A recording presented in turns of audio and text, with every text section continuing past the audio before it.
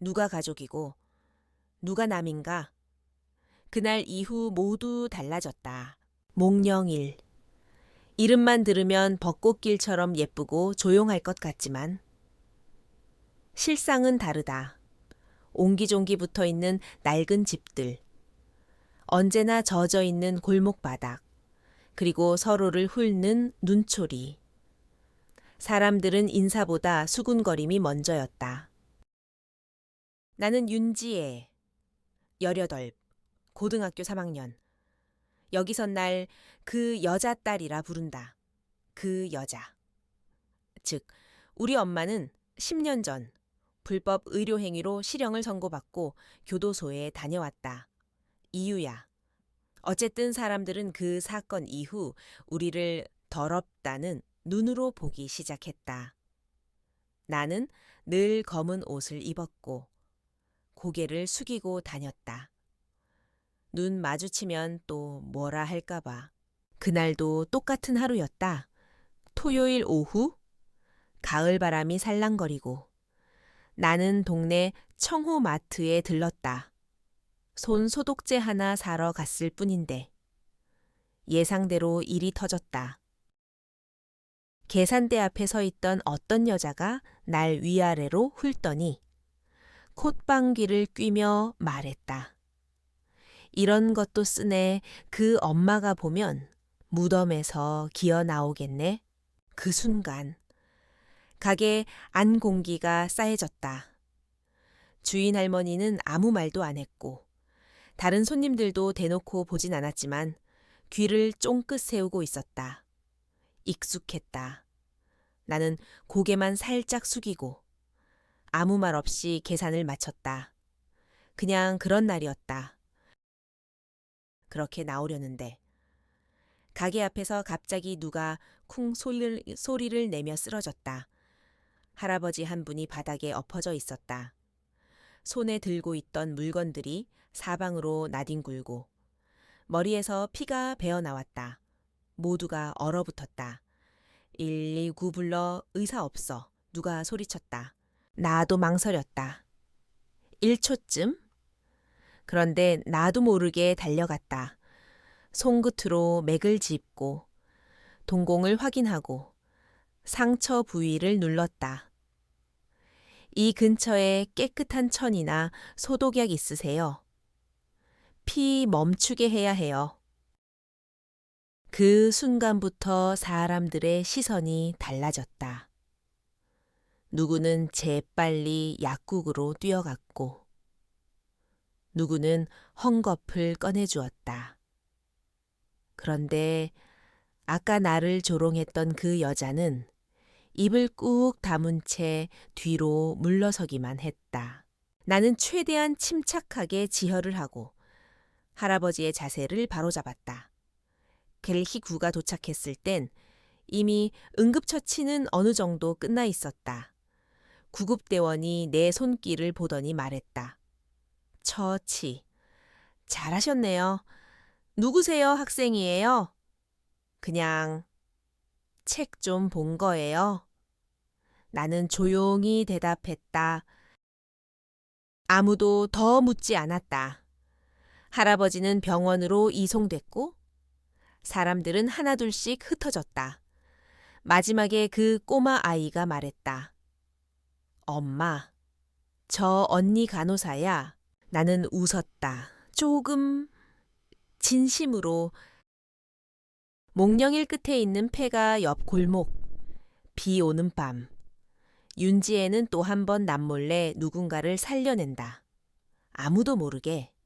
그런데 그 장면을 본 사람은 전교 1등 강윤재였다. 사건 이후 며칠 동안은 골목이 좀 조용했다. 아니, 정확히 말하면 내에 대한 뒷말이 잠깐 줄었다는 거겠지.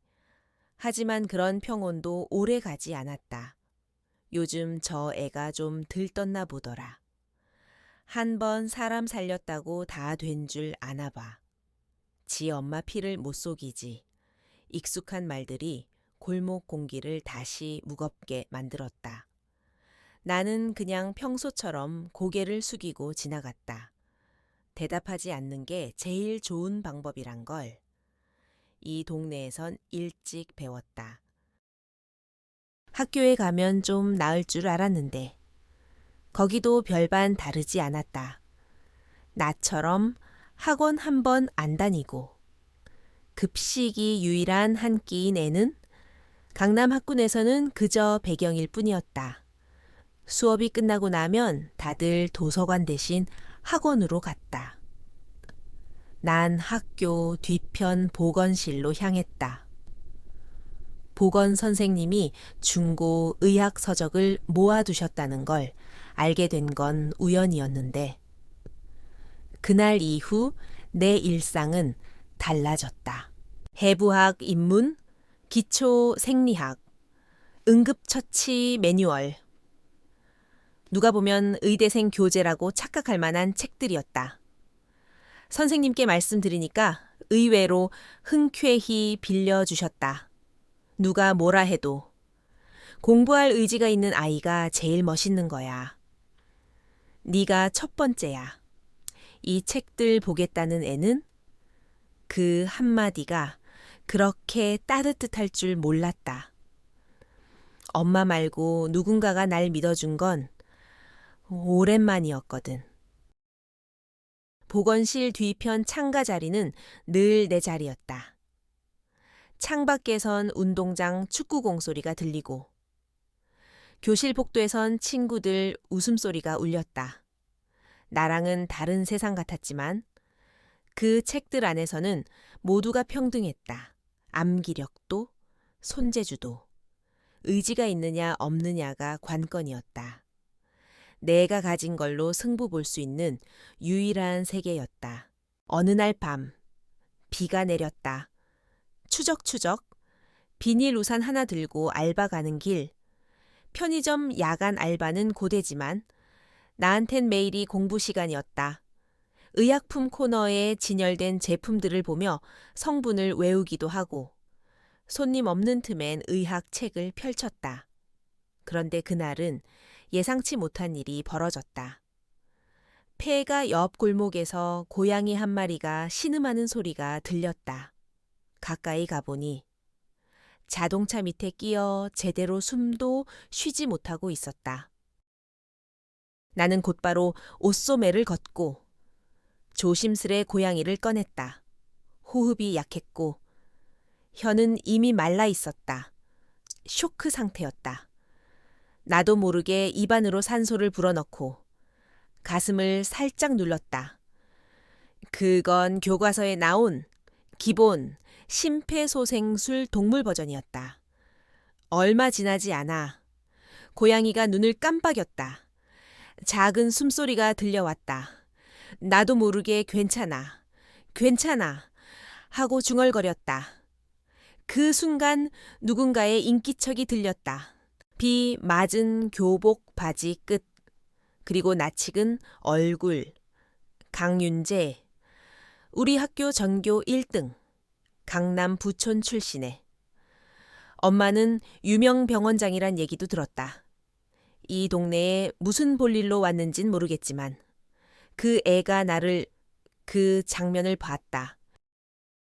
우산도 없이 그 자리에 서 있던 윤재는 조용히 말했다. 지금 뭐 하는 거야? 나는 쭈뼛대며 고양이를 품에 안고 일어섰다. 살려야 하니까. 그 애는 대답 없이 나와 고양이를 한 번 더 보고는 돌아섰다. 말없이. 그 이후로도 윤재는 아무 말이 없었다. 그날 일도, 나도. 근데 가끔 수업 시간에 시선이 느껴졌다. 예전엔 나를 보는 사람은 거의 없었는데 이상하게 윤재만은 가끔 나를 봤다. 그리고 수업이 끝나면 내가 빌려보던 책들을 보건실 책장에서 꺼내 읽는 걸 우연히 보게 됐다. 나랑 같은 책, 같은 페이지, 그 애도 뭔가 느꼈을까. 그날 이후 동네도 학교도 바뀐 건 없었다. 여전히 나는 그 여자딸이었고 사람들은 내가 사람 하나 살렸다고 의사라도 된 것처럼 군다고 수군거렸다. 하지만 나는 알았다. 누군가가 말하진 않더라도 아주 작은 변화가 시작되고 있다는 걸.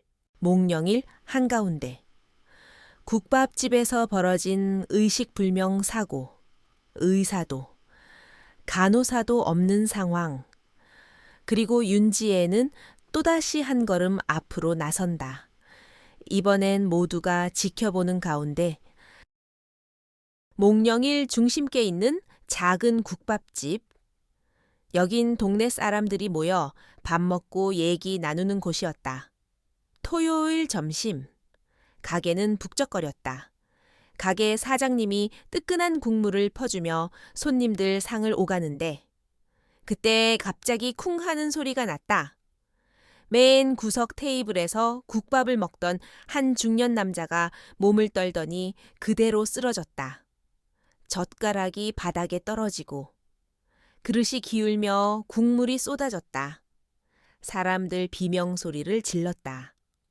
어머, 사람 살려 심장마비 아니야. 사람들이 우왕좌왕하며 남자를 둘러쌌다. 누군가가 119 불러 하고 소리쳤지만 이미 몇 분은 걸릴 상황이었다. 사장님은 얼굴이 창백해져서 뒷걸음질만 쳤다. 남자는 의식이 없었고 숨소리도 들리지 않았다. 옆에 있던 아주머니 한 분이 허둥지둥 사람 가슴을 두드렸다가 멈췄다. 나 이런 거 못해 라며 울먹였다. 그때 나는 그 자리에 있었다. 그냥 국밥집에서 점심을 먹고 있었을 뿐인데 상황이 너무 익숙하게 느껴졌다. 며칠 전 편의점 앞에서 쓰러졌던 할아버지와 똑같은 긴장감. 하지만 이번엔 훨씬 심각했다. 숨이 안 쉬어지고 있다는 걸 본 순간 심장이 쿵 내려앉았다. 순간 머릿속이 새하얘졌다. 하지만 곧 숨을 고르고 주변을 봤다. 아무도 안 해. 그럼 내가 해야지. 그렇게 마음을 다잡았다. 나는 망설이지 않고 그 남자 옆으로 다가갔다. 모두 조금만 물러나 주세요. 목소리를 최대한 크게 냈다. 사람들이 잠시 멈칫했다. 혹시 의료 지식 있으세요? 누가 물었지만 나는 대답하지 않았다.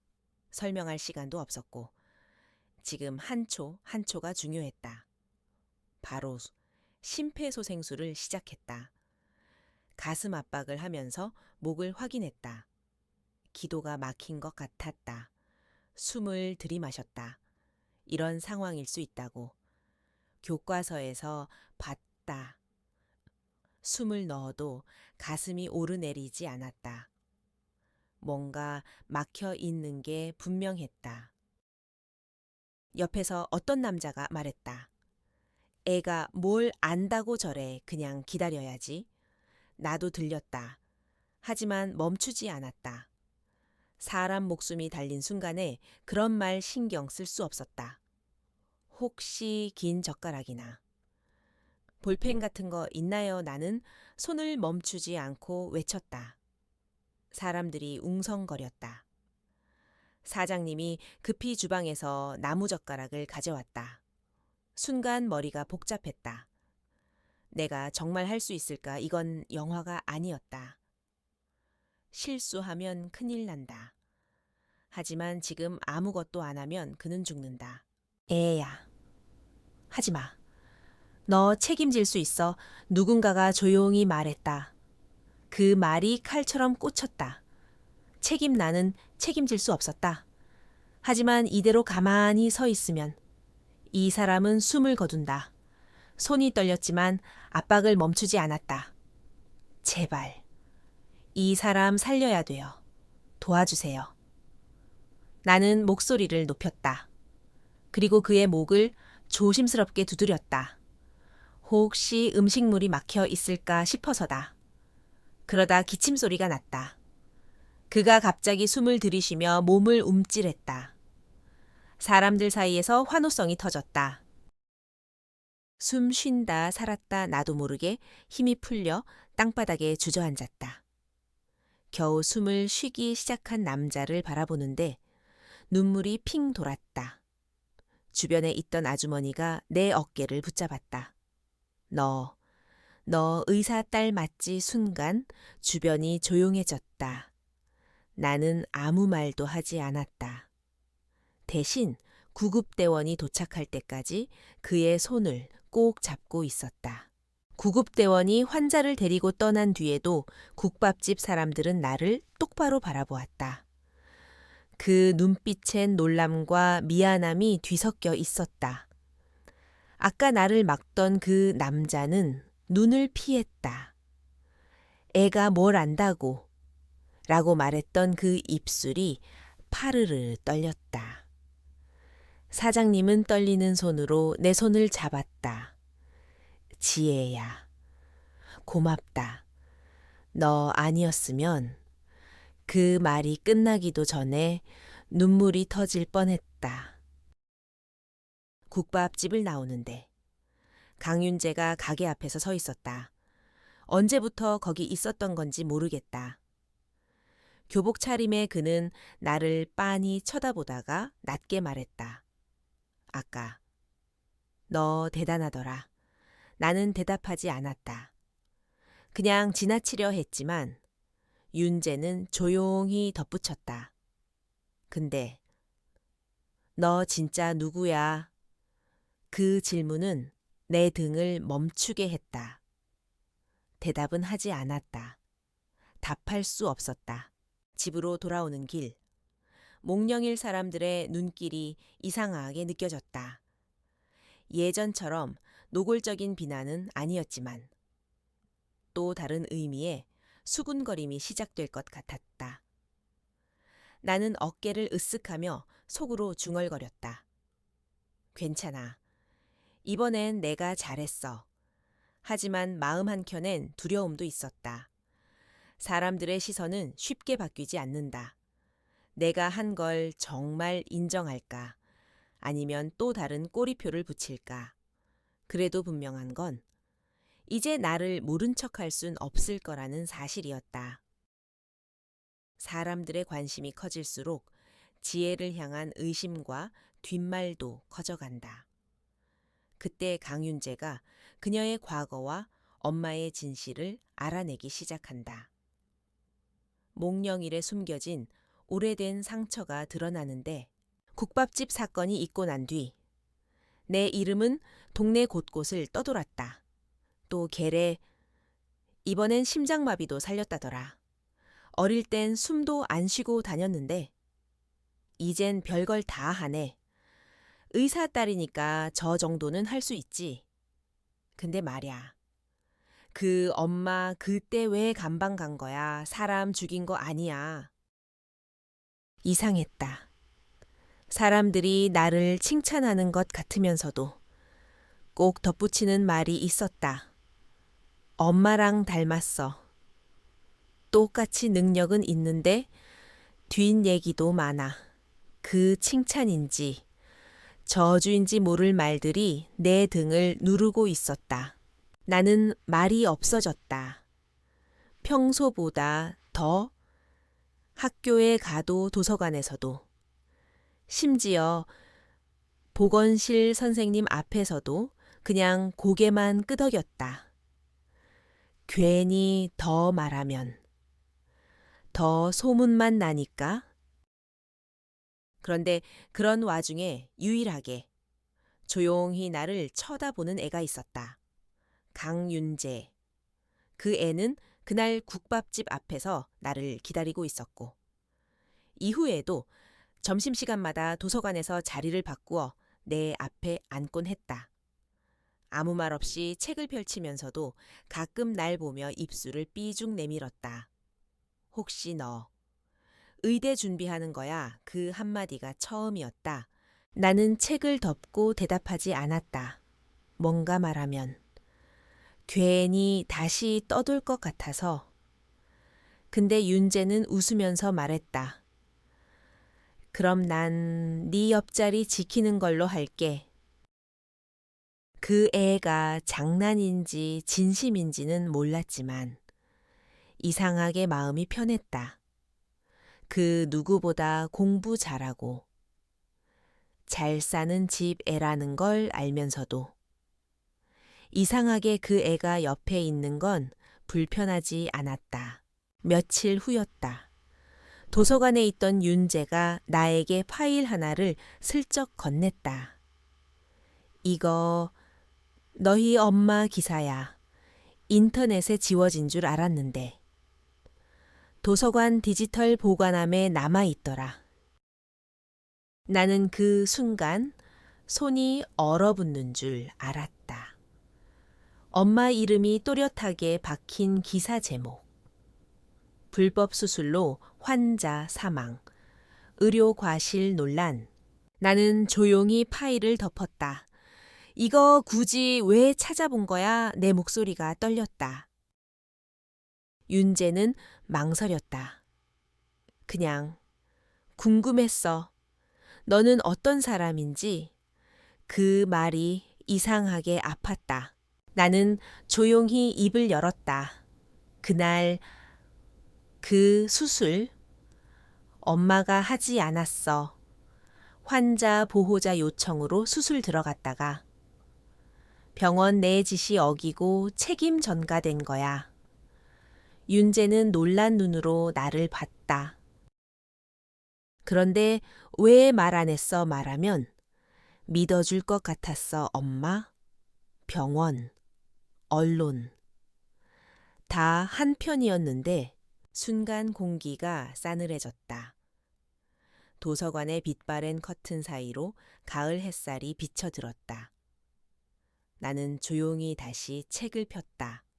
말할수록, 설명할수록 더 깊이 빠지는 느낌이었다. 그래서 그냥 아무 말도 하지 않기로 했다. 그날 밤 집에 돌아와 엄마의 책장을 꺼냈다.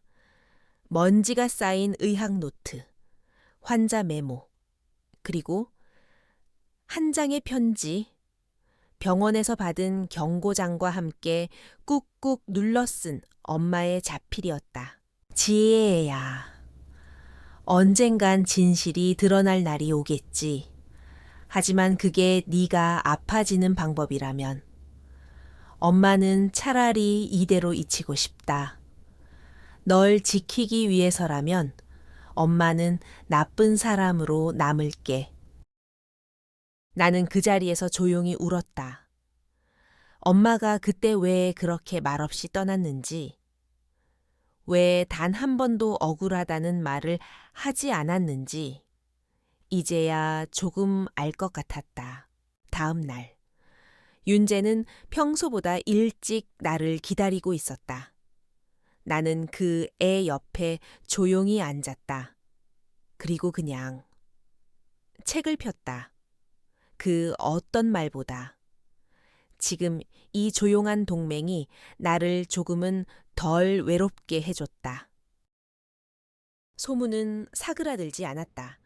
하지만 국밥집 할머니, 편의점 사장님, 그리고 누군가의 아들이 지혜의 이름을 꺼내기 시작했다.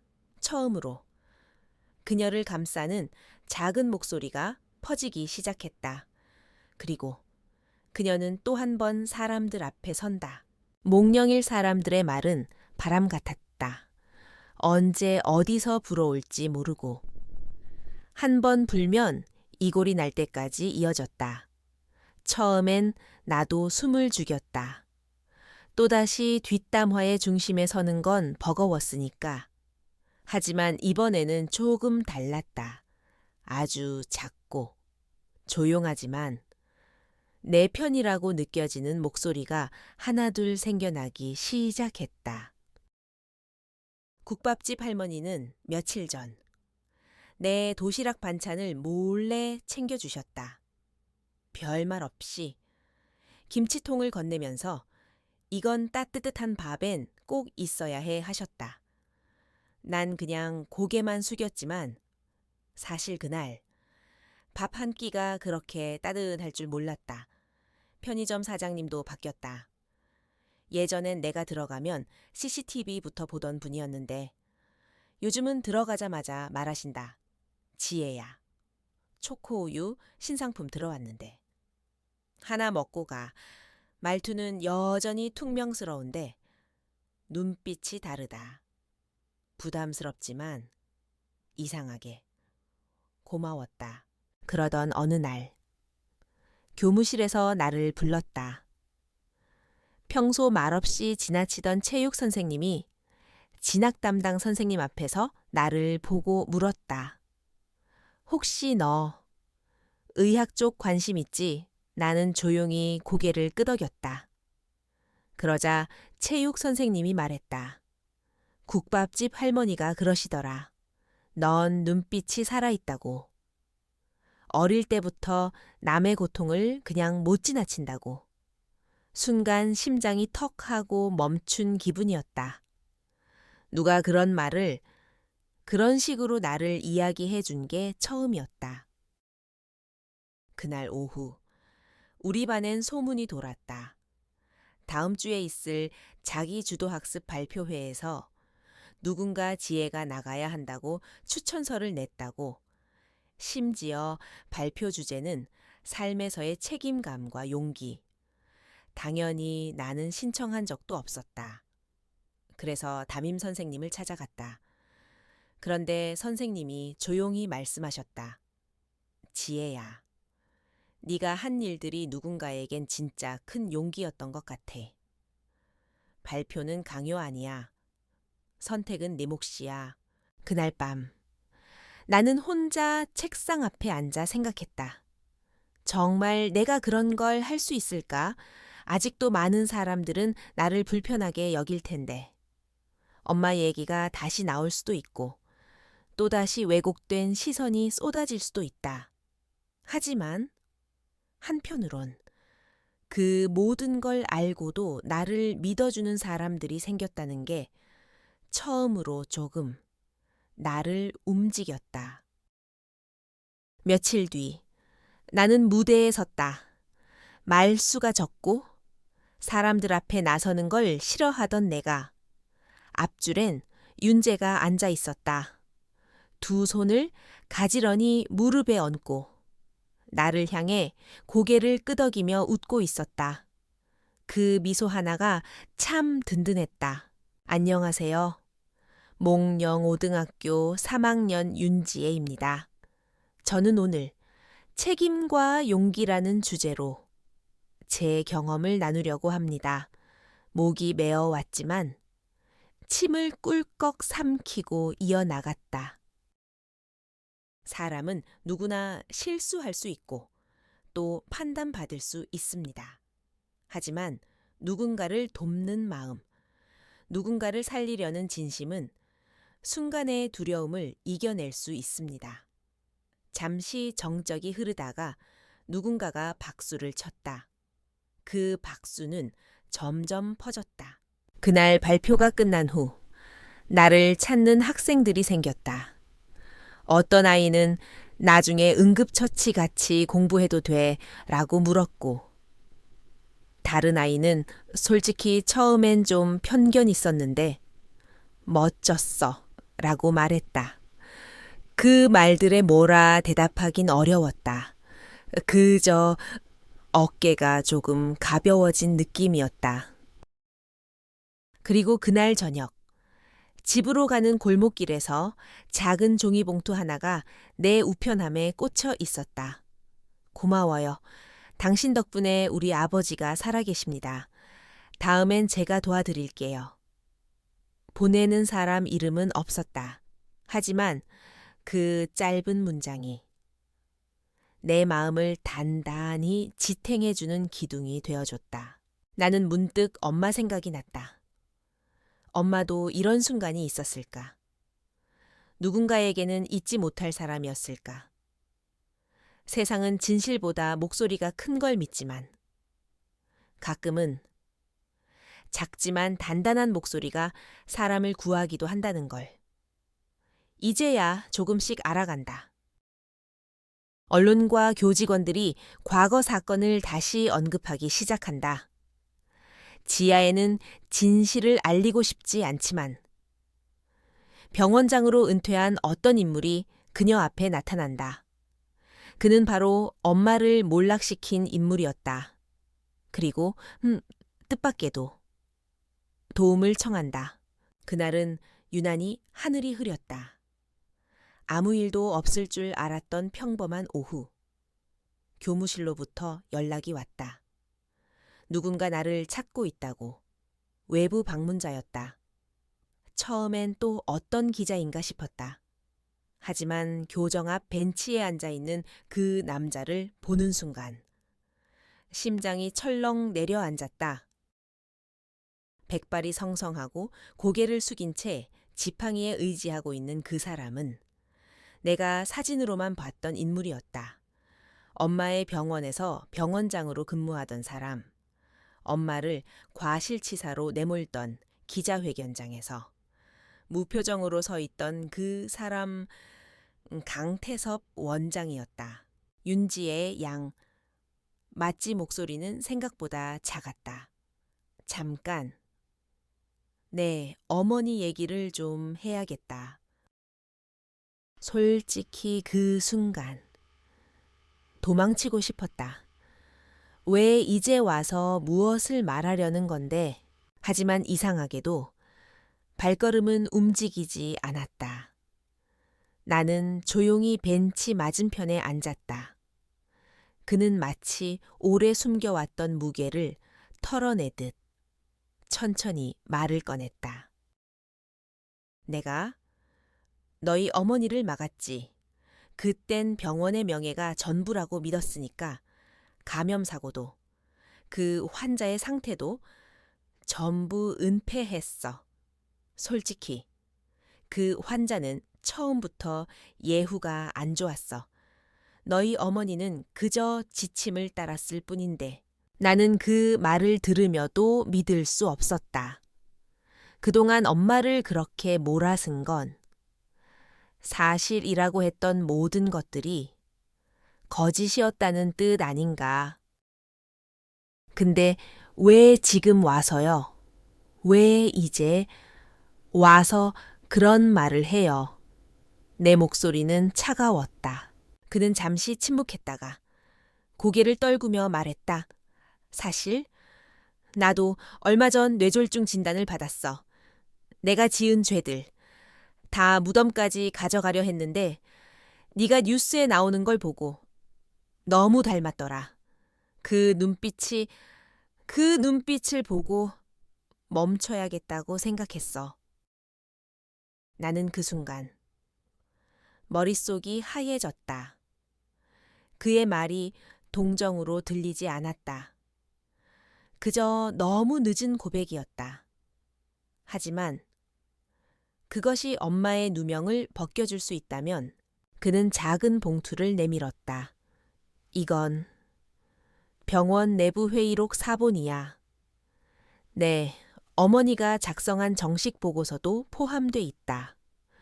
그동안 병원에서 철저히 묻어뒀지만 이제는 네가 가져가야 할 것 같아서. 나는 봉투를 받아들고 아무 말도 하지 못했다. 그날 밤 집에서 봉투를 열었다.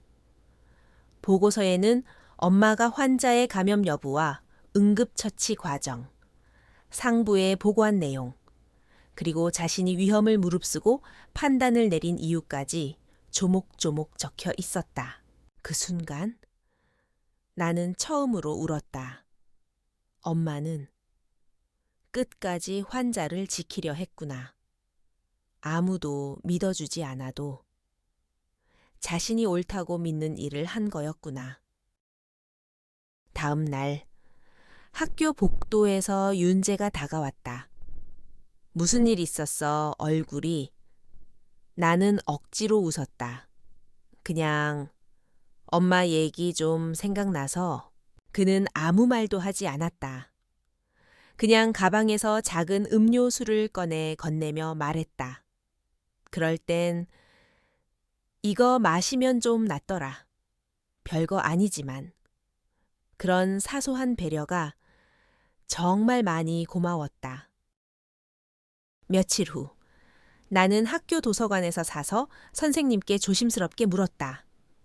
선생님, 혹시 이 자료들로 외부 기고나 증언을 할 수 있을까요? 선생님은 잠시 멈칫하다가 조용히 고개를 끄덕이셨다. 지혜야, 네가 그걸 선택한다면 나도 도울게. 모든 진실을 드러내는 일은 다시 상처를 꺼내는 일이었다. 하지만 이제 그 진실을 숨기는 게 더 이상 정의가 아니라는 걸 알게 됐다. 엄마를 위한 것도 있었고 무엇보다 지금의 나를 위한 결정이었다. 지아에는 과거의 진실을 알릴 준비를 시작한다.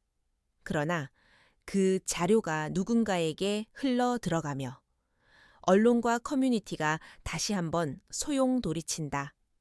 진실이 드러날수록 일부 사람들은 점점 더 불편해지고 지혜는 예상치 못한 협박까지 받게 되는데 내가 글을 올린 건 새벽 2시쯤이었다. 엄마의 이름을 실명으로 밝히진 않았다.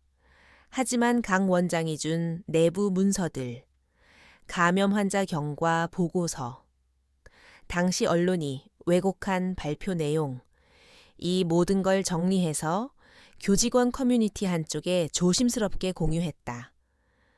이건 복수가 아니었다. 그냥 진실을 이제라도 꺼내야겠다고 생각한 거였다. 적어도 내가 내 기억 속의 엄마에게 부끄럽지 않으려면. 처음 몇 시간 동안은 조용했다. 정말 이걸 본 사람이 있을까 그런 생각도 들었다. 그런데 아침 6시가 되자 알림이 미친 듯이 울렸다. 이게 실화야. 헉, 이게 그 유명한 간호사 이야기. 이거 진짜 터지면 병원도 끝장날 듯. 조회수는 순식간에 1만을 넘겼고 댓글은 분노와 충격으로 가득 찼다. 그날 하루 종일 학교에 있어도 누가 나를 보는 눈이 이상했다. 어떤 선생님은 복도에서 나와 눈을 마주치고 고개를 끄덕였고 어떤 선생님은 교무실에서 내 등 뒤로 뭔가를 수군거렸다. 그리고 그날 밤 휴대폰으로 문자 하나가 도착했다. 번호는 없었다. 내용은 단 한 줄. 내 엄마처럼 조용히 살다 사라지는 게 좋을걸. 심장이 철렁했다. 숨이 막히는 느낌이었다. 이게 진실을 꺼낸 대가인가 아니면 누군가. 여전히 그 병원의 권력을 지키려는 사람이 있는 걸까. 그날 밤 나는 잠이 오지 않아 골방에서 오래된 박스를 꺼냈다. 엄마가 생전에 모아두었던 메모들, 스크랩북, 그리고 유품들. 그 중에는 엄마가 고등학생 때 썼던 작은 일기장도 있었다. 간호사는 기술이 아니라 마음이 있어야 해. 짧은 문장 하나가 눈에 들어왔다. 엄마는 단 한 번도 자신이 잘났다고 말하지 않았지만 항상 누군가를 위한 사람이었다. 그런 엄마가 저 문장을 쓰고 나를 키우면서 어떤 마음이었을까? 다음 날 아침 도서관에서 근무하던 김사서 선생님이 나를 불렀다. 지혜야. 괜찮니? 커뮤니티 글 봤어. 나는 조용히 고개를 끄덕였다. 선생님은 작게 한숨을 쉬며 말했다. 사실 너희 어머니랑 나 대학 동기였어. 그땐 같이 실습도 다녔고 병원 일 이후엔 연락이 끊겼지만 난 항상 죄책감이 있었어. 아무것도 못 해줬거든. 근데 너 덕분에 이제라도 뭔가를 할 수 있을 것 같아. 나는 그 말에 가슴이 울컥했다. 세상이 다 등을 돌린 줄 알았는데 어딘가에서 조용히 기억해주던 사람이 있었다는 사실. 그게 그렇게 따뜻할 줄은 몰랐다. 그날 저녁 교내 포털 뉴스 코너엔 특이한 소식이 하나 떴다. 간호사 과실 논란, 내부 문건으로 새로운 전개, 누군가 내가 쓴 글을 캡처해 익명보도 형식으로 외부에 제보한 모양이었다. 그 순간부터 일이 걷잡을 수 없이 퍼졌다. 익명 제보자에 대한 추측, 병원 측의 급한 해명문, 그리고 댓글창에는 또다시 두 부류가 생겼다. 왜 이제 와서 말하냐? 주목받고 싶나? 지 엄마 과실인데 뭘 덮으려는 거냐? 그런 댓글들을 보며 나는 한참을 조용히 앉아 있었다. 눈물이 났지만 이번엔 달랐다. 나는 더 이상 도망치지 않았다. 엄마가 그랬던 것처럼 며칠 뒤 병원 측 변호사라는 사람에게서 연락이 왔다. 귀하가 유포한 자료는 병원 기밀에 해당하며 법적 대응을 검토 중입니다. 말투는 차분했지만 속내는 명확했다. 겁을 주고 싶은 거였다. 하지만 이번엔 나도 준비되어 있었다. 나는 조용히 강 원장에게 전화를 걸었다. 그는 병원과 아무런 법적 연관이 없다고 했고 모든 문건은 본인이 증언용으로 준비해둔 거라고 말했다.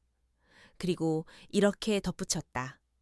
지혜야, 이 싸움은 너 혼자 하는 거 아니다. 끝까지 갈 거라면 나도 증언하겠다. 나는 그 말에 다시 힘을 냈다. 이제는 물러설 수 없다는 걸 알았다.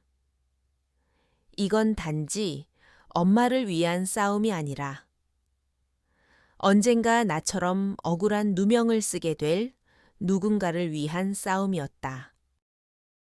지혜는 결국 병원과의 공식적인 법적 대응 절차에 들어간다.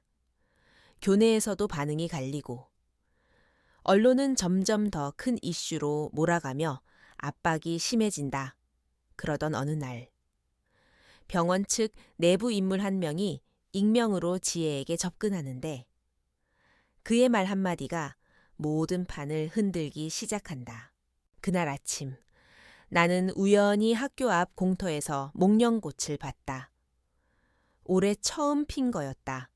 바람이 불 때마다 하얗게 흩날리는 꽃잎이 꼭 엄마의 흰 간호복 같았다. 나는 잠시 멈춰 서서 그 꽃을 바라봤다. 엄마, 나 잘하고 있는 거 맞지? 속으로 그렇게 중얼거리면서도 마음은 뒤죽박죽이었다. 그날 오후 익명으로 온 메일 하나가 나에게 도착했다. 제목은 단순했다. 당신의 어머니에 대해 더 알고 싶은가요? 첨부 파일엔 병원 직원 명단 중 김연희라는 인물이 표시돼 있었고 짧은 메모 하나가 덧붙여 있었다. 당신 어머니의 기록을 숨긴 사람은 그 사람이 아닙니다. 처음엔 믿지 않았다. 그동안 내가 알고 있던 정보와 전혀 달랐기 때문이다. 하지만 메일을 보내온 주소를 추적해보니 놀랍게도 병원 홍보팀 IP였다. 즉, 병원 내부 누군가가 나에게 말을 건 것. 그리고 며칠 뒤 난 그 사람을 만났다. 그는 나보다 한참 나이가 많은 60대 중반의 남성이었다. 병원 초창기부터 일해왔던 전직 보안과장이었다고 했다. 그의 말은 충격적이었다. 너희 어머니는 일부러 그 환자 근처에 배치된 거야. 위에서 지시가 내려왔고 감염 여부도 제대로 보고되지 않았지. 그때 간호부장이었던 김연희가 최종 기록을 조작했어. 너희 어머니는 그 사실을 끝까지 몰랐을 거야. 나는 숨이 막혔다. 이름을 처음 듣는 사람이 아니었다. 김연희, 지금은 병원의 이사 중 한 명으로. 최근까지 언론 앞에서 병원 입장을 대표해왔던 그 사람이었다. 어릴 때 한두 번 엄마와 함께 마주친 적이 있었던 그 얼굴. 그 따뜻한 미소는 전부 가면이었나. 그 사람이 왜 그런 짓을 했는지 나도 다 알진 못해. 하지만 당시 병원은 정부 지원 사업 유치를 앞두고 있었고 감염 사고가 드러나면 전부 물거품이 될 상황이었지. 그는 고개를 숙였다. 그때 아무도 말하지 못했어. 모두가 무서웠거든. 그래도 난 지금이라도 말해야 할 것 같아서 널 찾아온 거야. 나는 말을 잇지 못했다. 분노도, 슬픔도, 허탈함도 다 뒤섞여서 터질 듯했다.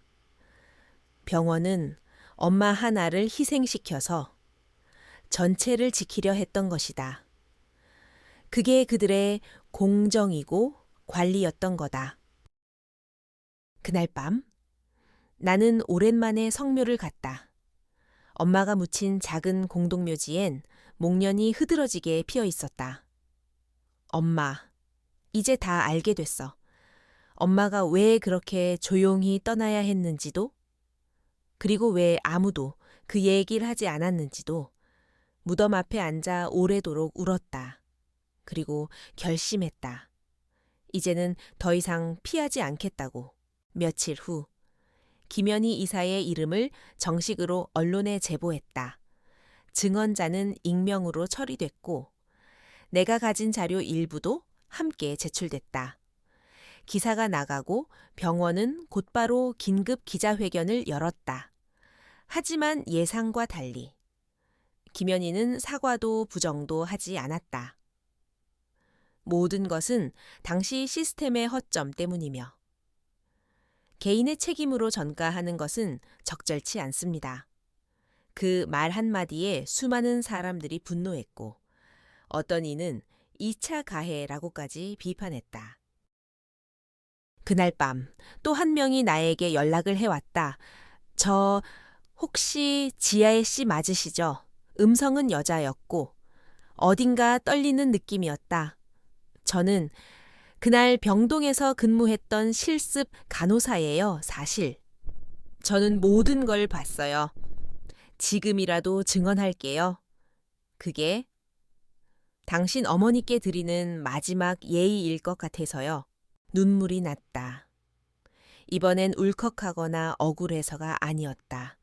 정말로 누군가 나의 엄마를 기억하고 있었다는 것, 그 기억이, 진심이.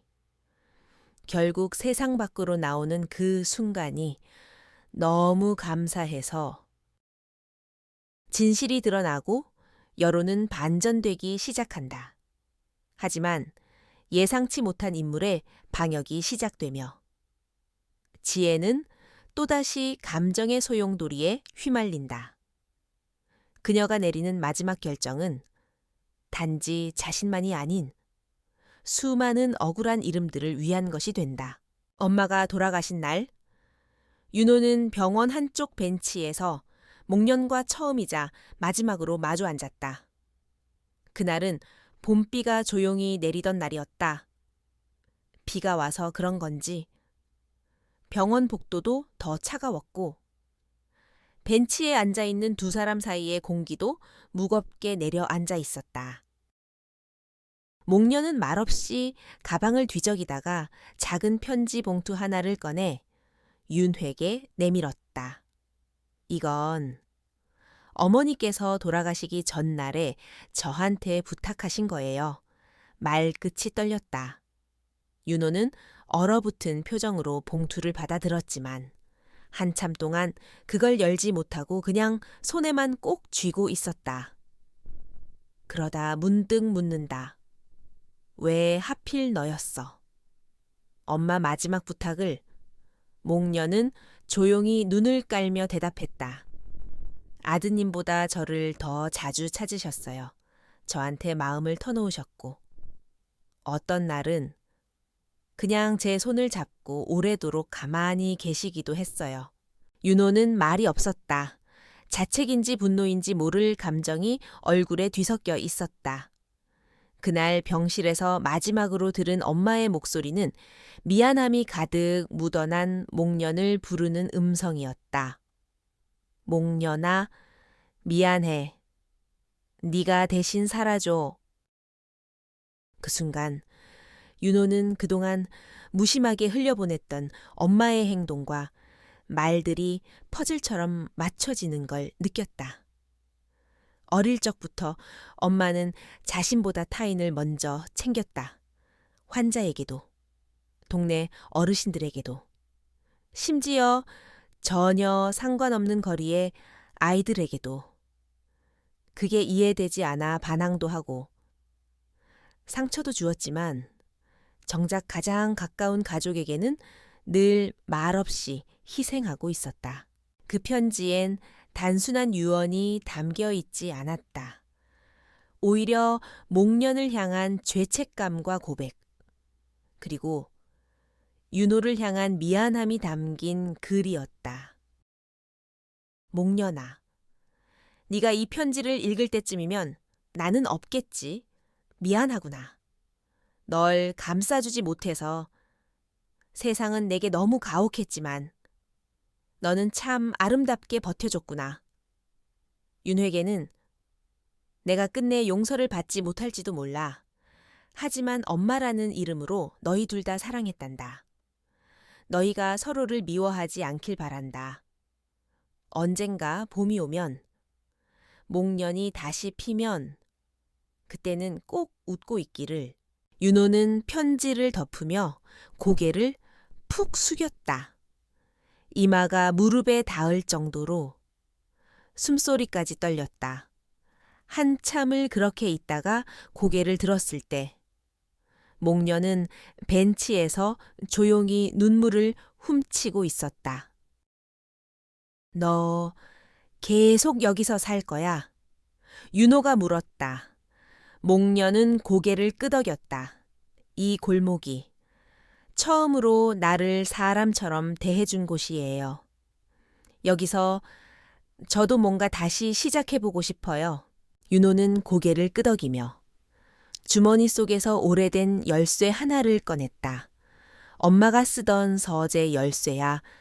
그 안에 엄마가 정리하던 자료나 노트들이 남아있을 거야. 너한테 필요한 게 있을지도 몰라. 그리고 잠시 침묵 후 덧붙였다. 혹시 모르잖아. 그 안에 너랑 엄마의 시간이 더 남아있을지도. 그날 이후 윤호는 서울로 다시 돌아갔지만 가끔 주말이면 조용히 목령일로 내려왔다. 예전 같았으면 상상도 못할 일이지만 이젠 그 길 끝에서 자신을 기다리는 누군가가 있다는 사실이 마음을 조금씩 풀어주었다. 그리고 목련은 매일 아침 엄마의 서재에서 낡은 공책을 펼치며 조용히 속삭였다. 이제 저 혼자서도 걸어갈 수 있어요? 하지만 가끔은 그리울 거예요. 당신의 목소리, 따뜻한 손, 그리고 그 마지막 편지. 그 봄, 목령일엔 하얀 꽃이 유난히 많이 피었다. 누가 말했었다. 목련은 상처받은 뿌리에서 더 찬란하게 피어난다고. 아마도 그래서일까. 그 길을 걷는 사람들은 알게 모르게 가슴이 따뜻해졌다. 봄이 깊어지자 동네 골목마다 목련이 흐드러지게 피었다. 매년 이맘때쯤이면 늘 피는 꽃이었지만 올해만큼은 그 의미가 유난히 각별했다. 사람들은 잘 모른다. 그 조용한 골목 끝, 낡은 양옥집에서 시작된 작은 변화들이 누군가의 인생을 얼마나 크게 바꾸었는지. 윤호는 어느새 서울에서 내려와 이곳에서 한 달에 며칠씩 머무는 게 일상이 되었다. 대기업 기획실에서 날마다 전략 짜고 회의하며 살던 사람이 주말마다 마당에 삽들고 텃밭 가꾸는 삶을 산다는 게 어쩌면 우습기도 하지만 그는 그 시간들이 삶의 균형을 찾아주는 숨구멍 같다고 말했다. 목련은 이제 마을 도서관에서 아이들에게 책을 읽어주고 있었다. 매주 토요일 오전. 목련 선생님, 동화 시간에는 어린이들이 잔뜩 몰려와 시끌벅적하다. 처음엔 낯설고 겁났지만 어느 순간부터 그녀의 목소리는 아이들에게 포근한 이불 같았다. 아이들 사이에서는 목련 선생님은 진짜 요정일지도 몰라요. 란 말까지 돌았다. 그러던 어느 날, 동네 이장님이 깜짝 발표를 했다. 여러분, 우리가 사는 이 골목 이름이 이제부터 목령일로 공식 등록됐습니다. 마을 회관에서 열린 소박한 간담회 자리에서였다. 이장님은 뒷목을 긁적이며 말한다. 원래 행정상 이름은 그냥 무슨 몇 번지였는데 말이죠. 몇 달 전 시청에서 이름 제안 받길래 다들 한 목소리로 목령일이 좋겠다고 해서 올렸더니 진짜 통과됐어요. 사람들은 박수치고 웃고 어떤 아주머니는 그래도 예쁜 이름 생기니까 자랑스럽네요 하며 휴대폰으로 인증사진까지 찍었다. 그날 밤 윤호는 작은 축하 자리를 마련했다. 마당에 조명 줄을 달고 동네에서 빌려온 파라솔을 설치해 소박한 바비큐 파티를 연 것이다. 고기도 굽고 막걸리도 돌고 어르신들은 우리 윤호 씨, 예전엔 얼굴도 보기 힘들더니 이젠 고기 굽는 손이 제법이야 하며 웃었다. 목련은 부엌에서 음료수를 꺼내다가 잠시 멈춰 선 채 조용히 그 풍경을 바라봤다. 이 풍경이, 이 따뜻한 공간이 정말 자기 것이 될 수 있다는 게 믿기지 않았다. 윤호가 옆에 와서 물었다. 이제 좀 편해. 목련은 고개를 끄덕이며 대답했다. 네. 조금은요. 아직도 가끔 꿈꾸는 것 같기도 하고.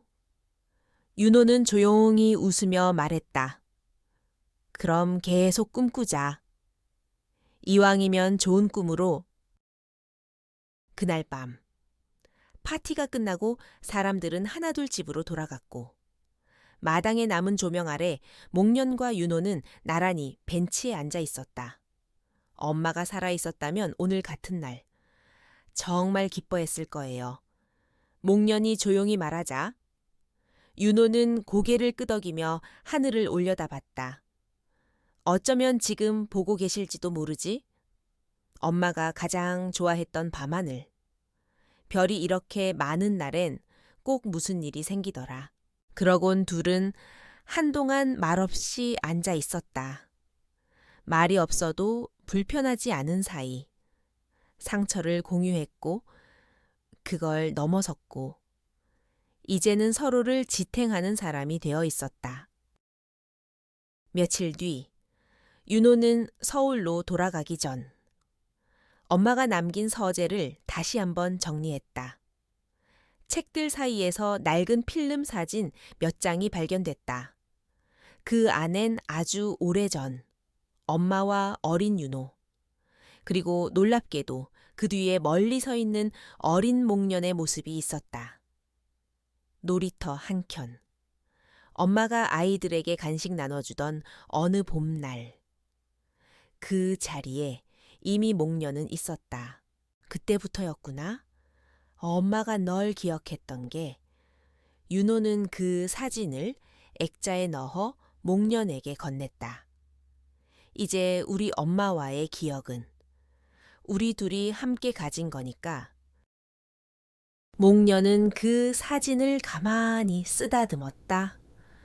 이제야 진짜 가족이 된 것 같아요. 그리고 눈을 감고 조용히 웃었다. 목령일의 봄은 그렇게 다시 시작되었다. 화려하진 않아도 조용히, 단단하게 상처 위에 피어난 용서와 이해, 그리고 사랑, 그 길을 걷는 사람마다 어쩌면 알게 모르게 치유를 받고 있었는지도 모른다.